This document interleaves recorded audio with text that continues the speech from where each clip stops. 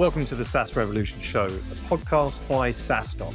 Here we interview SaaS founders from around the world who've been there and done that, as they share the ins and outs of how they built their businesses, their operations, their path to securing investment, and more. Our mission with the podcast is to help you, the founder, learn how to scale your SaaS, maintain your well-being, and navigate the complexities of this ever-changing industry. I'm your host, Alex Theuma, and together we'll explore the good, the bad, and the ugly in the journey to SaaS success.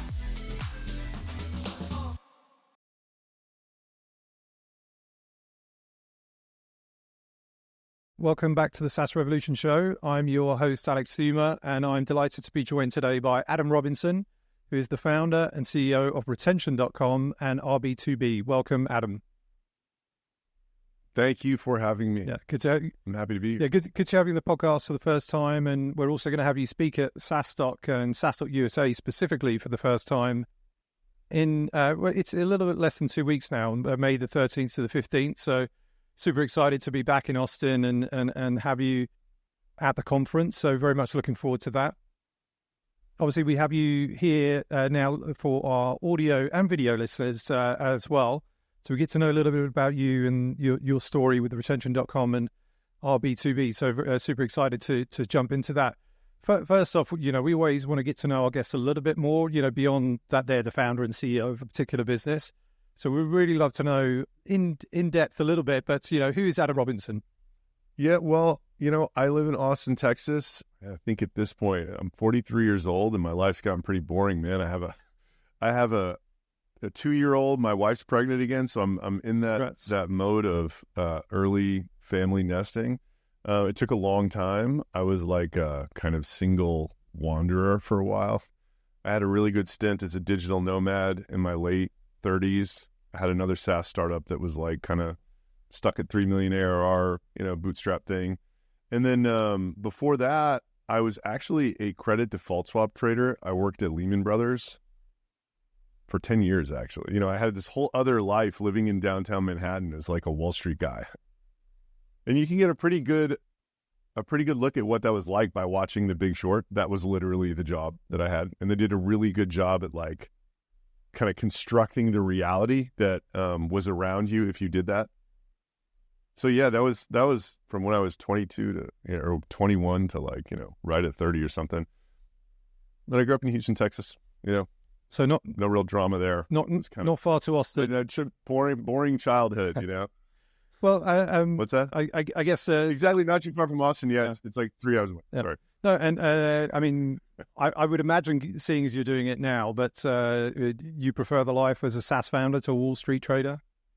The funny thing is, I'm not even sure why, because there were not a ton of entrepreneurs around me in Houston. Most people just worked in oil and gas. But the couple that I saw, I just liked the freedom that I observed that they had in their schedule. Because, I grew up in this neighborhood called Memorial. It was like, I would characterize it as upper middle class. Like all of our dads were sweating it out to sort of, send us to good colleges and like, make sure we were, playing on the sports teams and stuff. But, for instance, I had a buddy whose dad, like he had a company where the only 2 employees were his wife and his grandfather and his grandmother. And he had this office that looked over the high school baseball field, and his son played baseball. And that just to me seemed my whole life, I didn't know where my dad went. I just know that he left super early and came back super late. To be able to be that present, I equated that with entrepreneurship. And then, I showed up in New York, and the first apartment that I lived in happened to be, I got connected with these guys through a guy I grew up with who went to a different university than me. And they were working on this website. Literally, like, as I'm like leaving for my first day of work, they're building this site. And it was Vimeo, the video sharing website. So can you imagine? Like, I watched that whole thing happen, and my idea of what the compelling parts of entrepreneurship were sort of changed when I saw that. And I didn't even have vocabulary for it, but it just seemed like they were getting more out of their work than I was.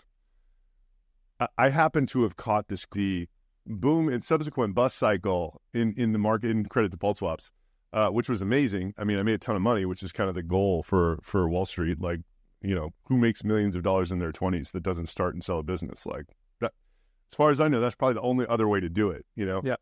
But yeah, I mean, it's like the crisis happened. I'd saved up, and I made a bad career move, and then I was just like, the market was shrinking, and I was kind of forced with either taking a kind of like a demotion-ish, like taking a worse job than I had, or just like trying to figure something else out. And at the time, I was like, if I'm ever going to do it, now's the time. Don't have a family, I can like take my fixed expenses to zero if I need to, and I'm just going to go with this pile of money that I had. Like, instead of going to grad school or whatever, I'm just going to spend it seeing if I can become an entrepreneur. So that was literally it. And that started just like from the day that I decided that to the day I paid myself $1. So I burnt through all of that. And I think regardless of how much money you have, you will burn through. A startup will consume all of it if that is what you set your focus on, especially for a first-time entrepreneur. I think for a second-time entrepreneur, you kind of could have the discipline to like realize if it was working or not. Yeah. But 5 years went by from the time that I decided to be an entrepreneur to the time that I paid myself $1.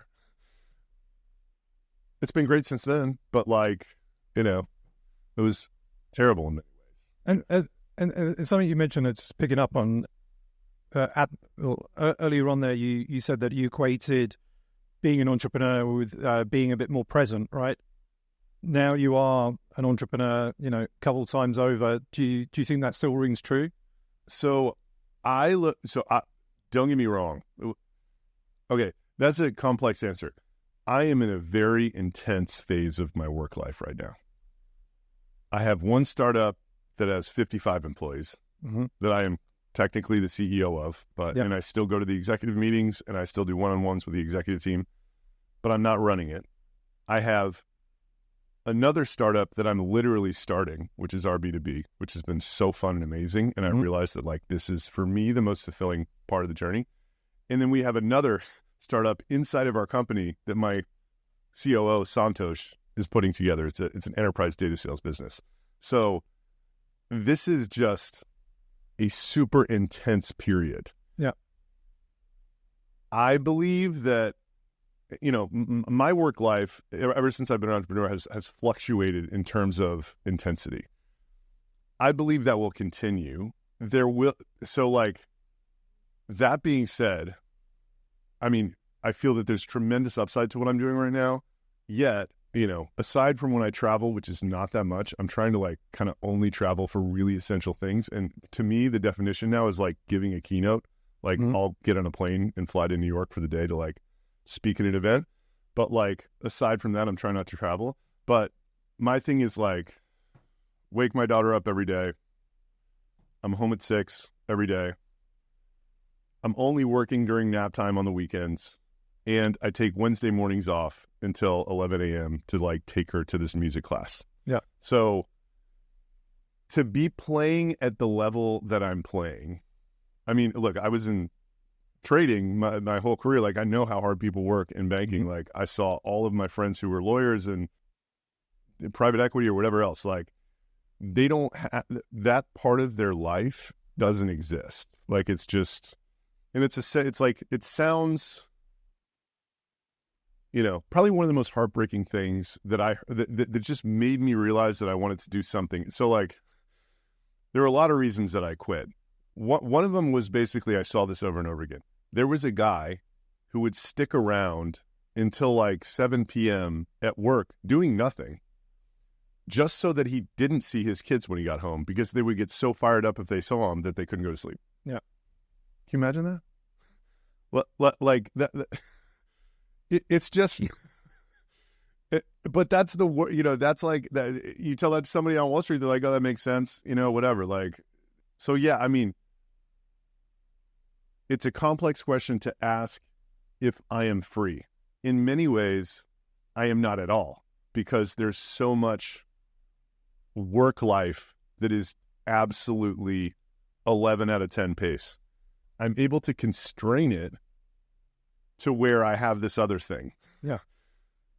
There's nothing else though. I mean, I used to be a really social guy, and like we're kind of not anymore, you know.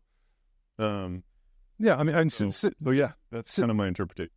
no, thanks for that. And I mean, like similar to me, maybe with many entrepreneurs as well. But I guess my job, entrepreneur, first time entrepreneur, but also I run a events community business. There's a lot of talking to people. There's a lot of events, a lot of socializing. And by the weekend, I'm not a social person at all because I've done all that socializing during the week, and therefore I just have no inclination to want to do that on the weekend. So I don't know if that correlates with just the energy that entrepreneurs obviously have to put into their business, that, you know, come the weekend, you know, there's barbecues or parties and you're like, I don't want to do that. You know, I just want to chill out. Yeah. My energy's gone. I think it's like, and again, you know, I've just like lived, even within, so like I've lived two totally different lives. That first Wall Street life, wildly social job. Like one of the things that made you good at the job that I had was your ability to like maintain all of these relationships with people and get information and like all that stuff. But, you know, we were in our 20s and your pseudo professional friends were kind of your social network. You know, you were hanging out with them on the weekends and all that stuff. My first company, I did not know my customers, which was interesting. It was like a SaaS product. It was a newsletter app, and it was like Main Street USA, very small business, you know, $40 a month subscriptions. And I didn't know any of them. So like the job wasn't social at all. Last year, I was trying to create a unicorn in the Shopify Plus space.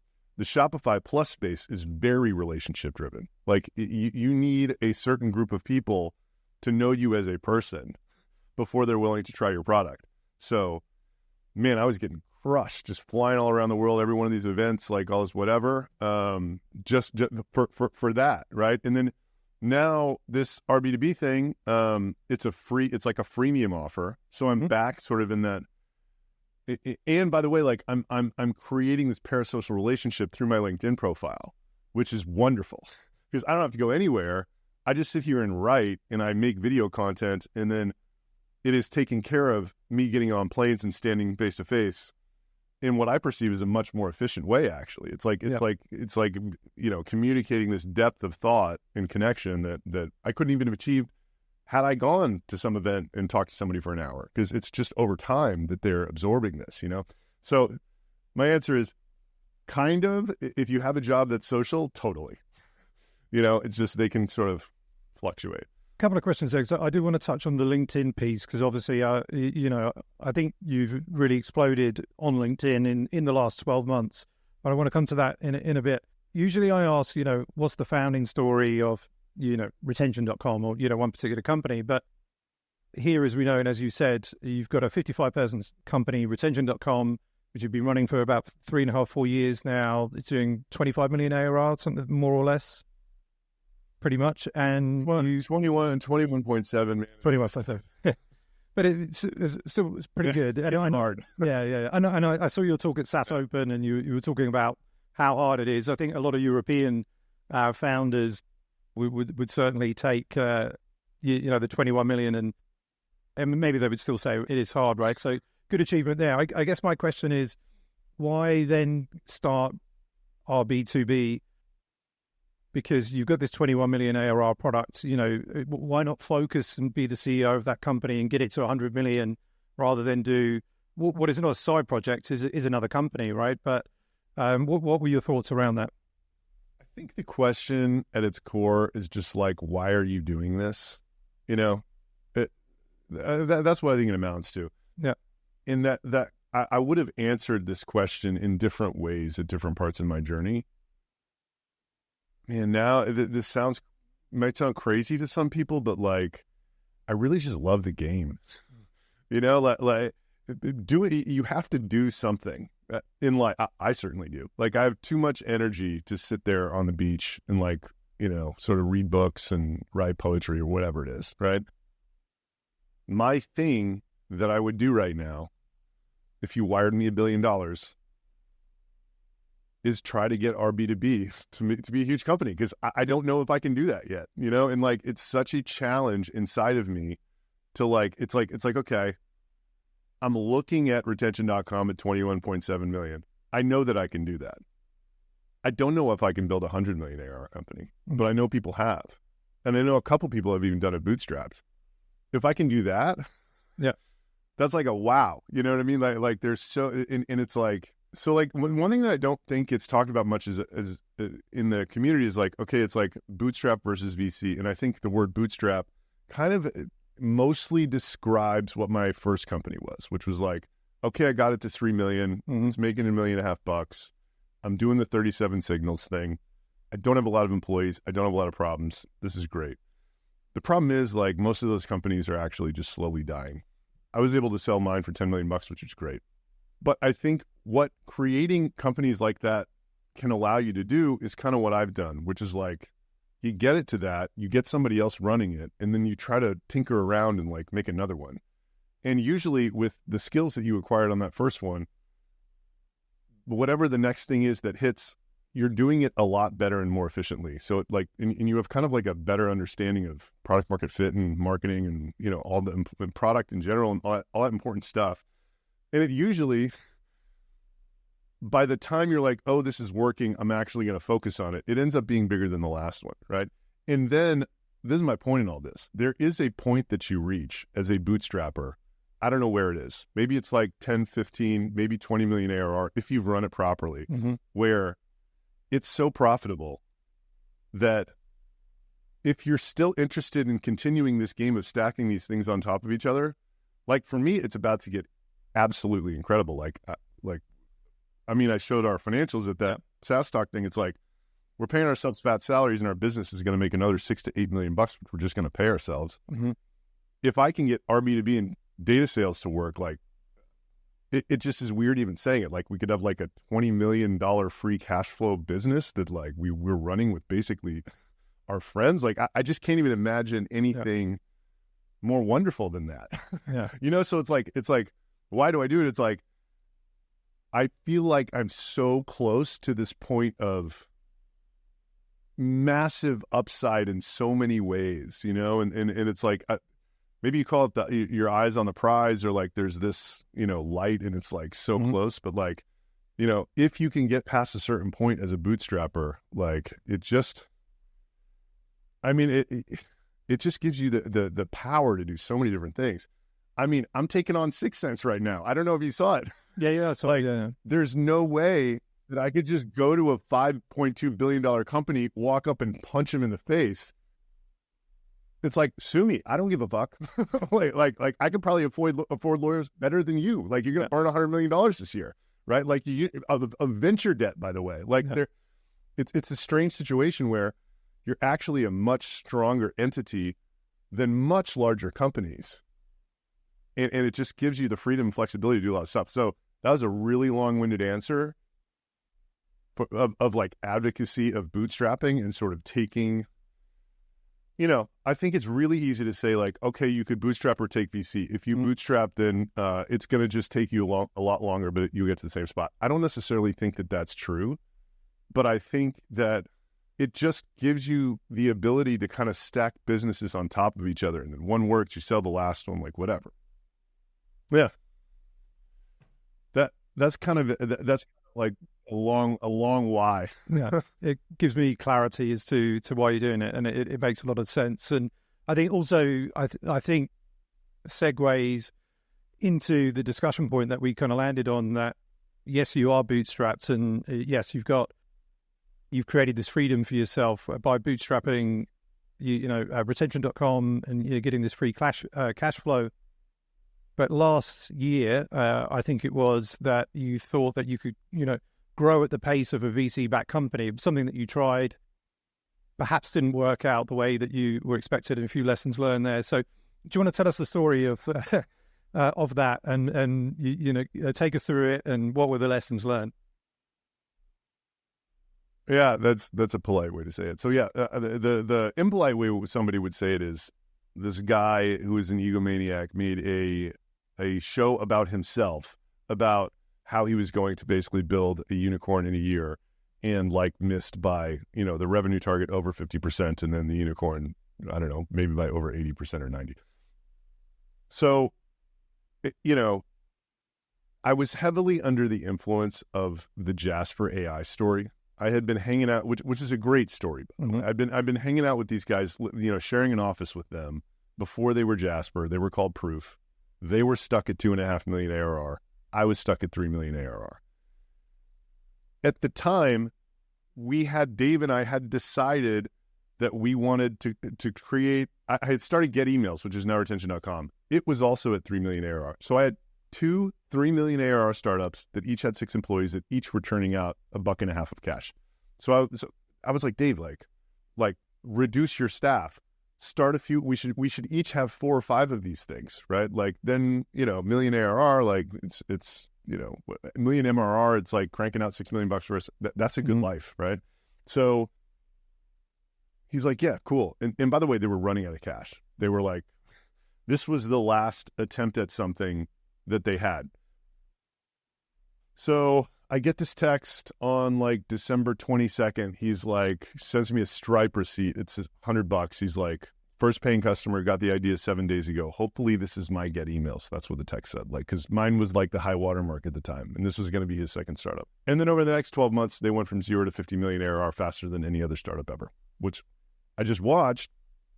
And I experienced this major transformation that I have never felt listening to any other stories about anybody else. Like I would make it analogous, like, I listened to like how it was built or something with the Twitch TV guy. And I hear that story and it doesn't feel, I don't connect to it because these guys are living in San Fran, sitting in a room with people who did not go to Stanford and are from Maryland and were schmucks just like I was 12 months prior. I can't even explain to you how real and how possible doing something much bigger becomes. Yeah. Right? Like you are the average of the 5 people that you spend the most time with, and your ambition really is. So anyway, Get Emails kept growing, right? And like by the end of that, it was at like 8 million ARR with 6 people. I was looking at it and I was looking at their business and I was like, okay, they got to 50 million ARR, but like they're spending $2 million a month on Facebook ads. Like what if I was spending $2 million a month on sales and marketing? My business is probably bigger than that, right? So it took me a while to find someone who is Santosh, my COO, who's built a lot of companies and could guide us through this transitional phase. But like, I decided I'm going to go for it. And we had a ton of free cash to do this, so I didn't have to go out and raise. But really, what I believed at the time was we sort of decided that as we came to the conclusion that large Shopify Plus stores were our perfect buyer and that they never churned. The thing that I assumed was that in only giving demos to those people, our churn problem would be solved. And what else I did, which was sort of, it was just wrong, is like I kind of chopped the price of what we were selling in half and then added this other, doubled the value of it. And I believed that in a year, we could double the prices on everybody and we get this unbelievable revenue expansion thing going on. And then all of that together with the sales velocity we had, because it really did have pretty good product market fit in that space. I was like, this is a unicorn twice over. I mean, it's going to be no problem. So it just became, and that's why I started posting on LinkedIn. It just became a like, how do I create the most awareness possible? I found this girl who I'm like, man, I should make a TV show about this. Everybody says that about startups. No one has the resources to. So got this girl to make the show. It was really cool. If you go to my YouTube page, Retention Adam, there's 2 seasons of it, 18 episodes or 10 minutes each. We're going to make another season actually at the end of this year. And then look, like fast forward, a year and a half, what was I wrong about? Well, I assumed that this was just going to be like a Klaviyo metrics type situation. Klaviyo's the email marketing app for Shopify. And what I got wrong there was Klaviyo is an incredibly low churn product category, meaning if you're storing data for someone, if you're a CRM, if you're a system of record, that is the lowest churn product there is. Why? Because there's only one thing you do if you go to Klaviyo. Or if you quit Klaviyo, you go somewhere else, right? You got to put your data somewhere else because that's driving business. if you turn retention.com, there's 8 reasons or 9 reasons why you turn retention.com off, which is basically selling leads, right? Or selling intent data. Like, if you turn it off, the only difference between before and after is it's not there anymore. And like the revenue that we were producing for you isn't there, but like things are still, your life still continues, right?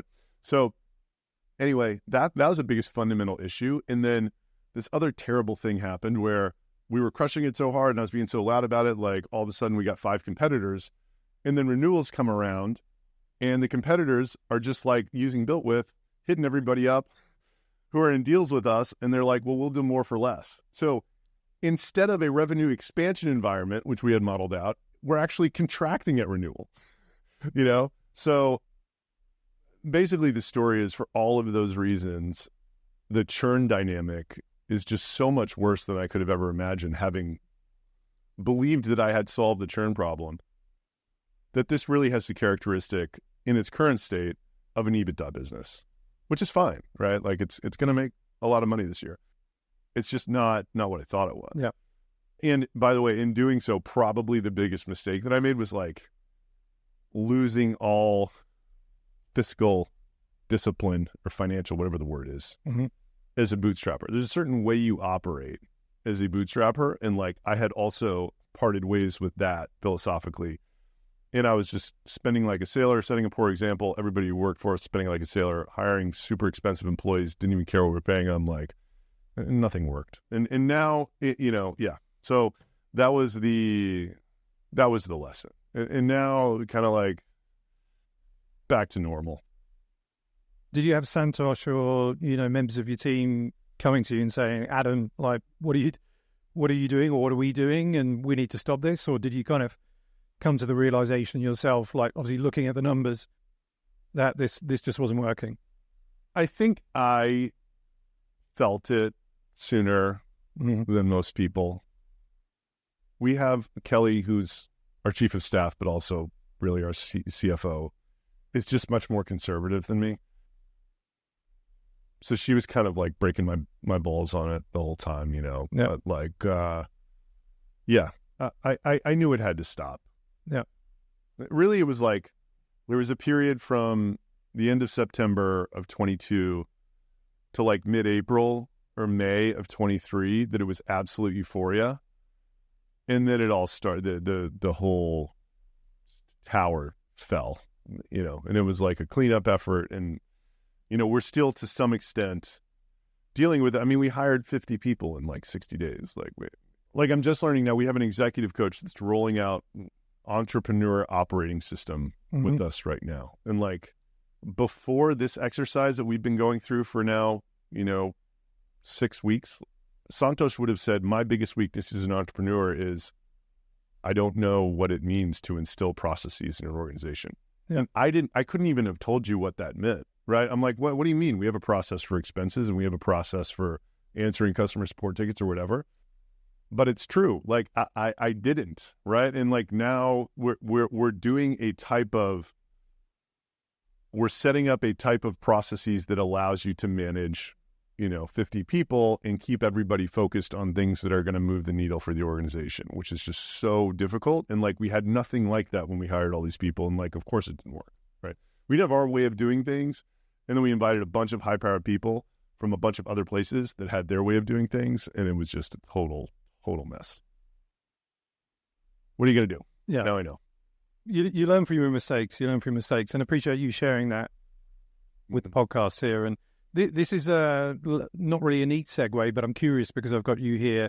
So like you mentioned, I think over a year ago, you started posting on LinkedIn pretty frequently. I mean, maybe you can comment on the frequency, but it seems that you built this, great awareness, getting a lot of, engagement on your post.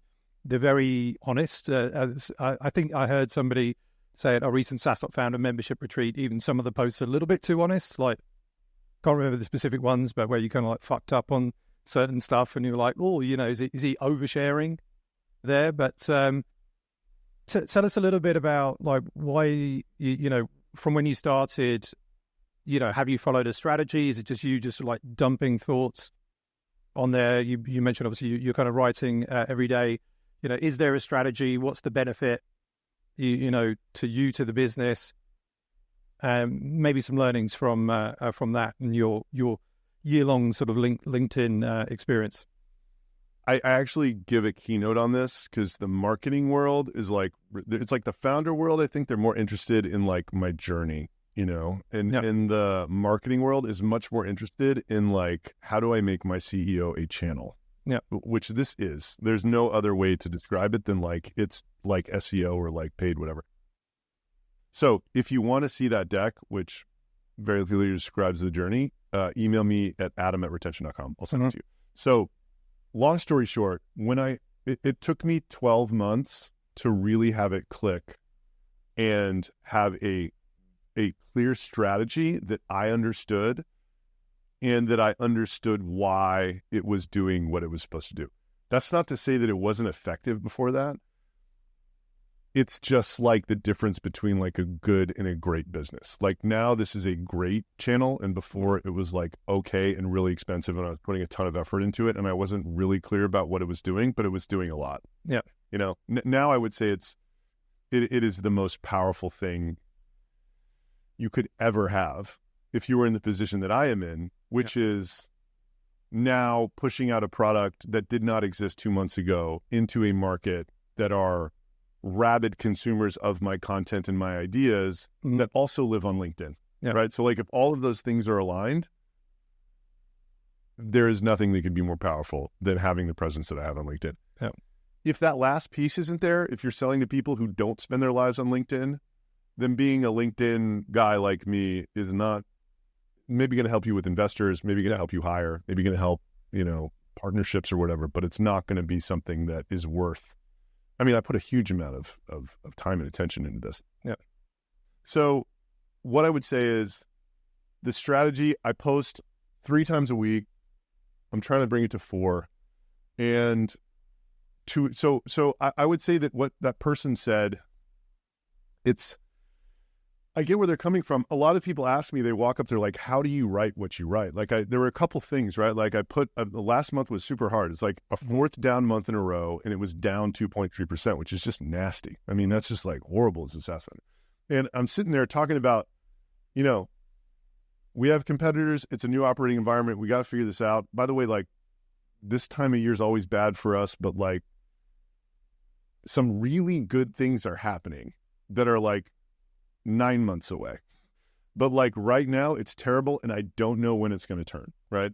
So when I started this, the one thing that I was confident about was, so it's like, if you start publishing content, it's like, why would anyone spend their time consuming it? I think you need to ask yourself that, right? Like, how am I different than like the slew of nonsense that's out there? And by the way, I've just gone through the experience of watching Jasper AI rise, and I'm like, okay, the B- crap is going to get amplified by like 100x. What can Jasper not write? It's like, Jasper can't write my financials, right? Like everybody wants to know how much money you're making, right? Like, so that was like and I'd watch some people do some build in publics, like Nathan Barry of ConvertKit and, a couple other people. And that's just content that's like super, I know, because 5 years ago, I was anything that Nathan Barry, and I was in a competitive space, but like any word that he wrote, I would consume like a rabid dog, right? Like I just needed like to read about what people were doing who were ahead of me, and it was nowhere.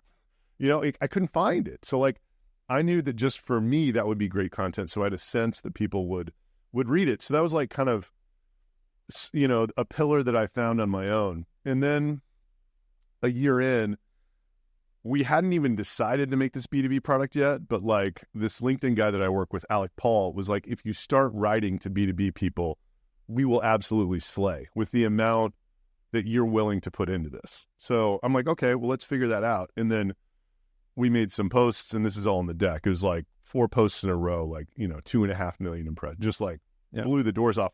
And then all of a sudden I'm like, okay, I know what LinkedIn wants, right? Like, so I think what I have recently discovered is that what this is doing more powerfully than anything else. And by the way, that what can Jasper not do? Like it also video, right? Like it's not quite there to where it can create an Adam Robinson talking head, Chris Walker style. Yep. That people know is not bullshit, right? So that's why I put all this video out. I think that it's just much more engaging medium. And like what I've realized is like the most powerful part of this is people feel like they know me now. And I think that's the most secret weapon. It's like, let's talk about 6 Sense versus me, right? Like, well, they have a great leader, this marketing person who goes around and talks or whatever, but like, it's largely this brand that you just sort of idolize. You know, it's like that startup success. Whereas like, there's a much deeper human connection to me sharing how hard it is to build a startup. I mean, I think that's what everybody wants to hear. It's a weird thing with your employees, and I do get pushback with our chief of staff. She's like, dude, and I'm like, I hate to say this, but like, this is doing more for us than literally anything else. And our employees are not the audience. And by the way, like when they started working here, they knew I was going to do this. And quite frankly, I think they would rather know that shit sucks than like us lying to them about it. Right? So like, I cannot even explain the power of everyone in this world increasingly feeling like they know you as a best friend. Mm-hmm. And like I walk into an event now and I can just stand there and people will come up in groups of 2 and be like, I love your content. You know, how did you write this? Like this, whatever. And I can tell that they're looking at me like they feel like I'm an old buddy. Yeah. You know, whose product are they going to use? Yeah. Mine. Right? If I have anything that is a substitute for anything that they are doing and they feel that way, they're going to buy from me. Yeah. Right? Like that's kind of like I mean, that's it, right? Like I wouldn't be doing this if it were not, I just think it's the most, in today's world, it is the most capital efficient. If you can nail it like this, and it's that paradigm that I described, right? Mm-hmm. Whatever platform you're doing it on, your buyers are living there. There could not possibly be a more capital efficient way to spread awareness in your buyers, you know? And like, it's not even awareness. It's like one more example. I'm rambling here, but like, this has just started happening in the last 3 or 4 months. Like people walk up and be like, are you Adam Robinson? Right? So South by Southwest was in Austin in March. I went to 3 events in one night on Thursday. First event, somebody doesn't live in Austin walks up. It's like, I love your stuff. Great. Second, I read your stuff every week. It's awesome. At the third one, a guy walks up to me, puts his hand on my shoulder and like looks deep in my eyes. And I'm like, I think I know where this is going, but like, what's up, dude? He's like, hey man, I'm a 1 million ARR SaaS founder in New York. Like your stuff, literally, I send every post to every member of our team. Like I so respect that you're not a VC guy. You're grinding it out. You're actually sharing what it's like and not just the good stuff like everyone else. You're the most inspirational person in my life right now. So like, can you imagine if the primary marketing vehicle of your company is also creating that type of fandom? Yeah. Right? Like that type of affinity. Compare that to paid ads or like whatever, you know, email market, like cold emailing, right? Like what else could you do to create that? Like, I don't think there's anything, right? So it's like, that's the reason I'm on this podcast. Like my whole strategy is like, I am going to invest 0 in traditional marketing. I mean, I got a guy doing cold email, but like, whatever, it's not really contributing in a meaningful way. And like, I'm going to do brand. This is my opinion of what brand is now.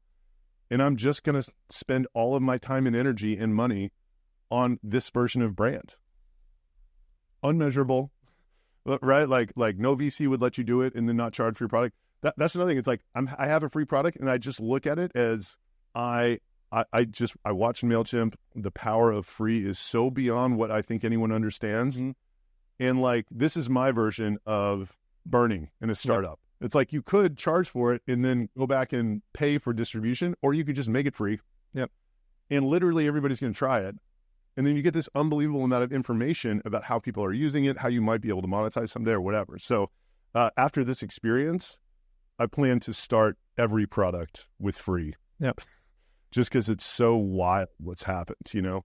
Anyway, that was a lot of information. No, it's good. It's good. I mean, just on the free thing, actually, I just interviewed yesterday the CEO of Jotform.